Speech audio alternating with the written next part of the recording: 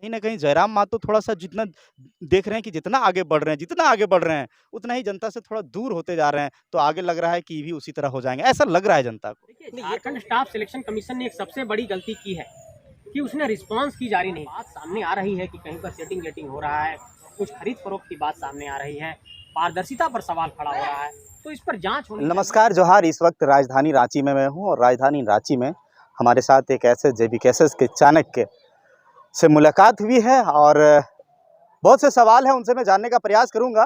चूँकि हज़ारीबाग क्षेत्र से बिलॉन्ग करते हैं, हज़ारीबाग लोकसभा क्षेत्र से चुनाव लड़ने की प्रयास भी है, लेकिन इस वक्त जो खबरें निकल के आ रही है कि हज़ारीबाग लोकसभा क्षेत्र में जो 20 सालों का एक रिकॉर्ड है एक तरफ, और एक तरफ इंडिया अलायंस से जहाँ से एक खबर निकल के सामने आ रहा है कि अंबा प्रसाद जी जो है सो वहाँ से चुनाव लड़ेगी। बड़का गांव की विधायिका अंबा प्रसाद है, वो हजारीबाग लोकसभा क्षेत्र से चुनाव लड़ेगी, ऐसा कुछ खबरें सोशल मीडिया पे वायरल हो रही है।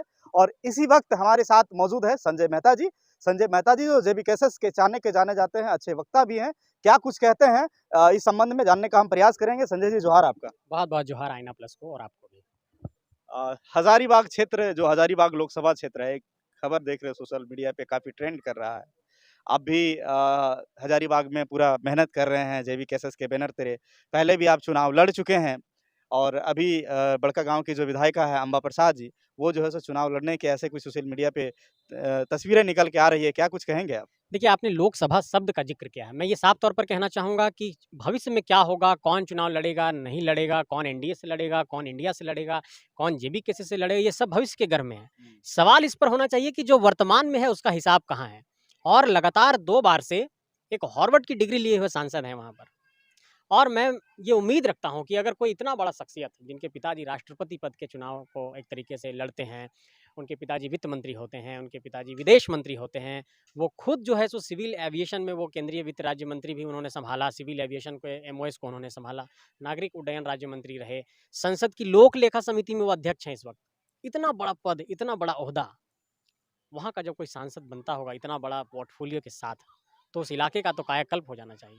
लेकिन मैं आपसे पूछना चाहता हूँ कि हजारीबाग आज कहाँ खड़ा है? ये सवाल ऐसे लोगों से करिए, कौन लड़ेगा, नहीं लड़ेगा, ये तो भविष्य में है। लेकिन ऐसे लोगों से पहले ये सवाल हम लोगों उससे वो भी सवाल हम करेंगे और जो वर्तमान में जो सांसद है, उसके बारे में भी करेंगे। लेकिन हम ये जानना इस ये सवाल मेरा पूछने का मतलब ये है कि एक 20 सालों से जिनका सीट है वहाँ और एक इंडिया अलायंस, ये भी 2 मजबूत कैंडिडेट, उस जगह पे अभी नवनिर्माण झारखंड की जेबीकेएसएस समिति जो कैंडिडेट देगी, तो उन दोनों को बीट करना कैसे करेगी? ये चीज़ें थोड़ा-सा। देखिए, जब आप माटी की बात करते हैं, माटी की आवाज़ को बुलंद करते हैं, जब आप इस बात की वकालत करते हैं कि झारखंड के ज़मीनों पर झारखंडियों का अधिकार होना चाहिए, जब आप इस बात की वकालत करते हैं कि अडानी को यहाँ पर प्लांट नहीं लगाने देंगे, जब आप इस बात की वकालत करते हैं कि जो विस्थापित हुए हैं, उनको आप पुनर्वास दीजिए, जब आप इस बात की वकालत करते हैं कि रिहैबिलिटेशन की और रीसेटलमेंट की पॉलिसी ज़मीन पर उतरनी चाहिए, जब आप इस बात की वकालत करते हैं कि झारखंड के भीतर जो शोषण और जुल्म हुआ है, उसको लेकर के हम लोग आवाज़ बुलंद करेंगे, तो निश्चित तौर पर जनता आपके साथ जुड़ेगी। और झारखंड के भीतर यही हुआ है कि झारखंड के लोग आज हम लोगों के संगठन के माध्यम से ये महसूस करते हैं कि जो उनकी पीड़ा है, जो उनकी दर्द है, उसको हम लोग सीधे और साफ तौर पर बेबाक तरीके से पब्लिक डोमेन में बयां कर रहे हैं। हम लोगों ने कुछ बहुत बड़ा काम नहीं किया है, हम लोगों ने सिर्फ सच्चाई को बहुत ही मुखरता के साथ जनता के समक्ष रखा है कि ये हो रहा है। और उसके बाद जनता ने इस बातों को एक्सेप्ट किया है, अंगीकार किया है, स्वीकार किया है कि नहीं, ये जो बातें ये नौजवान लोग कह रहे हैं, ये बात सही है। ये क्या करेंगे आगे भविष्य में, क्या कुछ इनको हासिल होगा, इस आंदोलन से क्या हासिल होगा, इन लोगों को व्यक्तिगत तौर पर क्या हासिल होगा, झारखंड को क्या हासिल होगा, ये सब कुछ एक भविष्य के गर्भ में है। लेकिन इस बात पर लोगों की सहमति है कि जो बात हम लोग कह रहे हैं वो बिल्कुल यथार्थ है, बिल्कुल सच है, बिल्कुल सच्चाई के आप कह सकते हैं कि पैमाने पर बिल्कुल खरा उतरता है। तो जो बातें अभी जेबीकेएसएस कर रही है, जिस माटी की बात कर रही है, माँ माटी बचाने की बात कर रही है, जिस 1932 खतियान की बात कर रही है, इसी खतियान की बात करके आज आजसू आगे निकली है, चूँकि वो भी एक क्रांतिकारी की पार्टी अपने आप को मानती है। जेएमएम जो झारखंड मुक्ति मोर्चा, वो भी क्रांतिकारी की पार्टी है। तो इन लोगों ने भी वही बात की है, आप भी वही बात कर रहे हैं, जेबीकेएसएस भी वही बात कर रही है। फिर अंतर क्या है? फिर जनता जो है आपसे कनेक्ट तो हो रही है, लेकिन कहीं न कहीं जनता थोड़ा-सा संशय में है कि कहीं न कहीं जयराम मातो थोड़ा-सा जितना देख रहे हैं कि जितना आगे बढ़ रहे हैं जितना आगे बढ़ रहे हैं, उतना ही जनता से थोड़ा दूर होते जा रहे हैं। तो आगे लग रहा है कि ये भी उसी तरह हो जाएँगे, ऐसा लग रहा है जनता को। नहीं, ये तो गलत परसेप्शन एक बनाया जा रहा होगा, लेकिन मैं मानता हूँ कि वो जनता से बहुत कनेक्टेड हैं और आप देखते होंगे जब वो सभाओं में जाते हैं तो लोगों से मिलते भी हैं। दूसरी बात कि हम लोग कैसे क्या करेंगे? मैं ये साफ तौर पर कहना चाहता हूँ कि जिस तरीके से झारखंड के भीतर एक छल हुआ है, जैसे लोगों को ठगा गया है, जो एक वादा-खिलाफ़ी हुई है, एक राजनीतिक तौर पर जो लोगों के साथ एक तरीके से कह सकते हैं कि झूठ की बुनियाद पर यहाँ के लोगों को बहुत बड़े स्तर पर जो ठगा गया है, उससे जनता में एक बहुत बड़ा रोष है और जनता ये चाहती है कि झारखंड के भीतर इन सारे विकल्पों से परे एक नया साफ और स्वच्छ विकल्प सामने आए और उस विकल्प को झारखंड की जनता एक तरीके से चुन करके एक नया रास्ता उनको दिखाना चाहती है, एक नया मौका देना चाहती है और मैं ये महसूस करता हूँ जो 2 सालों का अनुभव रहा है इस आंदोलन के दौरान कि झारखंड के भीतर अलग-अलग इलाकों में, चाहे वो कोल्हान हो, पलामू हो, चाहे वो आपका उत्तरी हो, चाहे दक्षिणी हो, चाहे संथाल हो, तमाम इलाकों में ये बात गई है कि झारखंड के भीतर जो ये बात आ रही है कि झारखंड के भीतर जो लगातार यहाँ पर लोगों के साथ छल और प्रपंच हुआ है, उसके लिए अगर कोई बड़े बदलाव की वकालत हम लोग कर रहे हैं तो इस लड़ाई में उन लोगों को साथ देना चाहिए और जनता साथ देने को तैयार है। यही कारण है कि आंदोलनों में इतना बड़ा भीड़ आप लोगों को दिखाई पड़ रहा है। दिखाई पड़ रहा है। चलिए कुछ सवालों पे हम आएँगे, लेकिन फ़िलहाल हम ये जानना चाह रहे हैं, आप एक जर्नलिस्ट हैं और काफ़ी अनुभव आपका है चूँकि बड़े-बड़े लीडरों के साथ साथ में आपने बहुत सालों तक पार्टिसिपेट किए रहे हैं। वहाँ से भी आपने बहुत सारा ज नॉलेज जो है सो गेन किए हुए हैं। आपसे ये जानना चाहेंगे कि आप जो कहते हैं अभी कि झारखंड वर्षों से ठगा हुआ, कुंठित महसूस कर रहा है।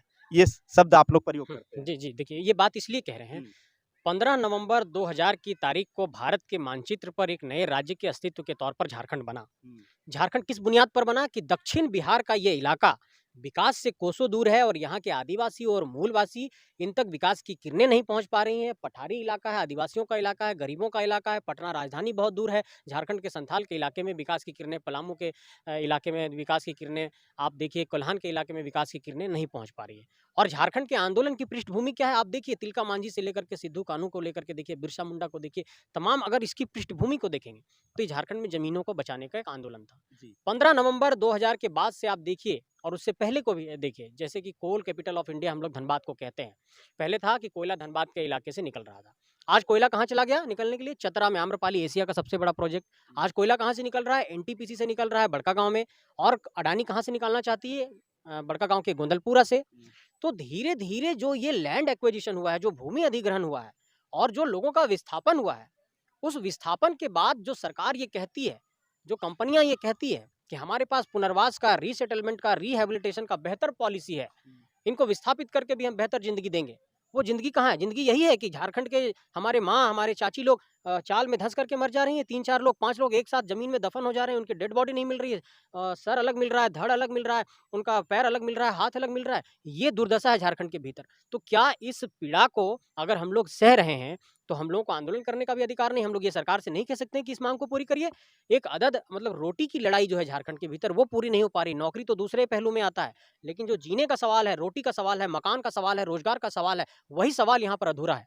तो आप लोग लगता है कि ये सब चीज़ों को क्लियर कर पाएँगे? क्योंकि देखिए बड़ी-बड़ी चीज़ें जहाँ होती है, वहाँ छोटी-छोटी घटनाएँ होती रहती है। बड़ा प्रोजेक्ट है, वहाँ एक-आध घटना तो होना ही है, लेकिन उसके लिए एक नीति बना हुआ, वो नीति पे चलना है। तो क्या लगता है ये चीज़ आप कंट्रोल कर पाइएगा? देखिए, ये आपने जो बात कही है, इस बात को मैं आपको बताना चाहता हूँ कि दुनिया की कितनी भी बड़ी परियोजना हो, हुँ, अगर आप देखेंगे मानवीय ज़िंदगी के पहलू और उसकी संवेदना को समझने की कोशिश करेंगे, तो एक-एक ज़िंदगी महत्व रखता है।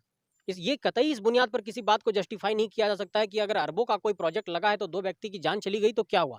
उस 2 व्यक्ति के जान की कीमत, उस 2 व्यक्ति की जान की सुरक्षा, उस 2 व्यक्ति के रहने की सुरक्षा, उस 2 व्यक्ति के रोटी की सुरक्षा का आपको ख़्याल रखना होगा। यही तो है वेलफेयर स्टेट की परिकल्पना, हम लोग संविधान में पढ़ते हैं। लोक कल्याणकारी राज्य की परिकल्पना का जो हम लोग बात कहते हैं, वेलफेयर स्टेट की जो बात कहते हैं कि एक-एक आदमी भूखा ना रहे, सबको आवास मिले, सबको समान अधिकार मिले। ये यही परिकल्पना है और यही संविधान का मूल आधार है। इसलिए हम लोग ये कहते हैं कि अगर कोई हमारे लोग चाल में धँसने से डेथ कर जा रहे हैं, अगर किसी की मृत्यु हो जा रही है, तो उन ज़िंदगियों के बारे में आपको सोचना होगा, लेकिन ये कंपनियाँ सोचती नहीं हैं हुँ। और इस तरह से हमारे लोग जो हैं, ज़िंदगी को एक तरीके से खो दे रहे हैं। जी, अभी मैंने कह रहा था कि आपने जो बताया कि झारखंड कुंठित महसूस कर रहा है, ठगा महसूस कर रहा है, जबकि झारखंड में 40 से 50% खनिज संपदा है। आज आप देख रहे हैं कि अभी झारखंड में झारखंड वुमेन्स एशियन चैंपियन जो यहाँ रखा गया है, हॉकी का जो खेल हो रहा है वो लगभग 5 लगभग स्टेट देश जो है पार्टिसिपेट झारखंड में कर रहे हैं। तो इसका मतलब झारखंड मेरे विदेश में भी रिप्रेजेंट किया जा रहा है कि झारखंड में इस तरह की व्यवस्था है। उसके बाद ट्राइब यूथ फेस्ट जो अभी 2023 सीजन जो चल रहा है, ये भी आप देख रहे हैं कि ट्राइबल लोग अपना फेस्ट कर रहे हैं कि उनके अंदर जो भी हुनर है वो अपना एक देख रहे हैं। तो कहीं ना कहीं झारखंड 23 सालों में थोड़ा निकल के बाहर आया है। इसको किस नज़र से आप लोग? झारखंड में ऐसे कई खिलाड़ी जो है निकल करके सामने आए हैं। झारखंड के साथ ये खुशकिस्मती रही कि जब एक बहुत बड़े खेल का यहाँ पर आयोजन हुआ और उसके बाद जो यहाँ पर संसाधन विकसित हुए, एक तरीके से कह सकते हैं कि जो इंफ्रास्ट्रक्चर यहाँ पर डेवलप हुआ, और झारखंड में हॉकी का एस्ट्रोटर्फ का स्टेडियम है यहाँ पे, और ये बहुत ही खुशी की बात है कि एशियन हॉकी चैंपियनशिप का, महिला हॉकी चैंपियनशिप का झारखंड की राजधानी रांची मेज़बानी कर रहा है। तो इन चीज़ों को सकारात्मक तौर पे तो ज़रूर देखता हूँ, लेकिन इसी के साथ ये सवाल भी खड़ा होता है कि अगर खेल की बात करते हैं तो कला संस्कृति की भी बात हम लोग करते हैं। हम लोग ये भी बात करते हैं कि यहाँ के नौजवानों की नौकरी की बात करते हैं। हम लोग ये भी बात करते हैं कि नियुक्ति की प्रक्रिया पूरी हो। हम लोग ये भी बात करते हैं कि यहाँ के जो बीएड डीएलएड किए हुए लोग हैं उनके लिए जेटेट की परीक्षा हो। हम लोग ये भी बात करते हैं कि जितने भी लोग अनुबंध पर हैं उनका समायोजन हो। तो हम कहते हैं कि किसी भी सरकार के कार्यों का मूल्यांकन तमाम विषयों पर उनके कार्य के परफॉर्मेंस के आधार पर। तो सिर्फ अगर कोई एक विषय पर अगर कुछ एक पहल दिखाई पड़ती है उसके आधार पर 100 में 100 नंबर नहीं दे सकते। मूल्यांकन करेंगे तमाम विषयों। मूल्यांकन में ये पता चलता है कि झारखंड की जो नौकरी है, झारखंड की जो नियुक्तियां हैं वो बहुत बड़े पेच में फंस जा रही है, और झारखंड के नौजवान जो है तो एक तरीके से यहाँ पे परेशान हो जाते हैं। झारखंड में जो संवेदक हैं, जो यहाँ पर ठेकेदार हैं, जो यहाँ पर आप संविदा की जो प्रक्रिया है, जो एक तरीके से ठेकेदारी की जो प्रक्रिया, उसमें भी आप देखिए कि दूसरे राज्यों के लोगों का बहुत प्रभाव है झारखंड के ये लोगों आप जब यूथ की बात कर रहे हैं और जब नियोजन की जब बात कर रहे हैं आप, तो अभी जो देखने को सामने आया है लैब असिस्टेंट का, वो 95% कहा जा रहा है कि बाहर से लोग यहाँ बाहर की नियुक्तियाँ हुई है। इसको आप किस नज़र से देखते? देखिए, झारखंड स्टाफ सिलेक्शन कमीशन ने एक सबसे बड़ी गलती की है कि उसने रिस्पांस की जारी नहीं किया है। आपने ABCD में किसको आंसर दिया, और परीक्षा के परिणाम के बाद ये आपका संवैधानिक अधिकार है, ये आपका कानूनन अधिकार है कि आप ये जान पाएँ कि आपने रिस्पांस की में जो दिया था आंसर, उसका जो रिजल्ट आ गया उसके बाद वो आपको जानने का हक है कि आपका आंसर कहाँ पड़ा था। सरकार क्या कर रही है, JSSC रिजल्ट के बाद रिस्पांस क्यों नहीं बता रही कि आपने आंसर किसको सेलेक्ट किया था। इसका मतलब कि कहीं पारदर्शिता पर सवाल खड़ा होता है। ठीक यही काम PGT में भी किया गया, उसमें भी रिस्पांस की नहीं दिया गया। तो मैं ये कहना चाहता हूँ कि अगर रिस्पांस की आप नहीं देंगे तो छात्र कैसे मूल्यांकन करेंगे। और अगर ऐसी कोई बार बार बात सामने आ रही है कि कहीं पर सेटिंग गेटिंग हो रहा है, कुछ खरीद फरोख्त की बात सामने आ रही है, पारदर्शिता पर सवाल खड़ा हो रहा है, तो इस पर जांच होनी चाहिए। ऐसे विषयों पर गंभीरता से एक तरीके से मूल्यांकन करने की ज़रूरत है कि 20-22 साल से लगातार नौजवान यही कह रहे हैं कि परीक्षा में धांधली हुई, ऐसे हुआ, यहाँ पर सही तरीके से नहीं किया गया, परीक्षा सही तरीके से कंडक्ट नहीं हुआ। तो अगर फेयर तरीके से परीक्षा कंडक्ट नहीं होगा तो नौजवान तो सवाल खड़ा करेंगे। इस पे आप लोग आंदोलन की तैयारी कर रहे हैं? जी, हजारीबाग में 27 तारीख को आंदोलन इस पर हो रहा है और लगातार हम लोग आवाज़ बुलंद कर रहे हैं, और झारखंड के नौजवान इस पर लगातार उन्होंने कहा है कि हम लोगों को रिस्पांस की जानने का अधिकार है, और जब तक सरकार इस तरह से नहीं करती है, JSSC इस तरह से नहीं करती, हम लोग आवाज़ बुलंद करते रहेंगे। और नौजवान बहुत परेशान है, इसलिए कितना बार बार ये लोग करेंगे। चलिए, अंतिम में हम पूछना चाहेंगे कि हजारीबाग में JB कैसेस का चुनाव को लेकर क्या तैयारी है? देखिए, फिलहाल तो हम लोग संगठन का जो आंदोलन है वो लगातार आगे बढ़ा रहे हैं। हजारीबाग के चौपारण में पिछले दिनों 8 अक्टूबर को बहुत बड़ी सभा का आयोजन हुआ, और उस सभा के माध्यम से बिल्कुल बिहार की सीमा पर हम लोगों ने ये संदेश दिया कि झारखंड के भीतर 81 विधानसभा सीटों पर, 14 लोकसभा सीटों पर झारखंडी माटी का नेता चाहिए, और जब तक झारखंडी माटी का लीडर नहीं होगा तब तक झारखंड के हक अधिकार के सवाल अनुत्तरित रहेंगे, उसका जवाब नहीं मिल पाएगा, और झारखंडी माटी के साथ यह छल होता रहेगा। इसलिए फिलहाल हम लोग आंदोलन में हैं। जब चुनाव की बारी आएगी तो आप लोगों को आधिकारिक तौर पर सारी विषयों को हम लोग प्रेस कॉन्फ्रेंस के माध्यम से जानकारी देंगे। फिलहाल हम लोग जनता के बीच जा करके झारखंड की एक आइडियोलॉजी को जनता के जेहन में समाहित करने की कोशिश कर रहे हैं। जी बिल्कुल, शुक्रिया।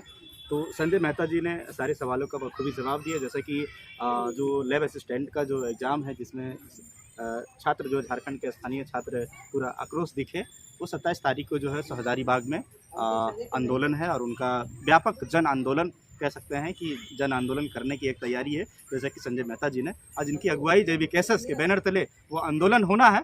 और रही बात हजारीबाग लोकसभा चुनाव की, तो हजारीबाग लोकसभा चुनाव 2024 का जो चुनाव होगा, ये देखना दिलचस्प होगा कि कौन आगे आते हैं, कौन बाजी मारते हैं। लेकिन फिलहाल JB कैसेस भी का भी नज़र हजारीबाग की सीट पे पूरा मजबूती के साथ है, और इंडिया अलायंस का भी नज़र मजबूती के साथ है, और जो अभी वर्तमान में है वो तो है ही है, और वो देखना दिलचस्प होगा 2024 में। फिलहाल इतना ही। पंकज कुशवाहा को दीजिए इजाज़त। जय हिंद, जोहार।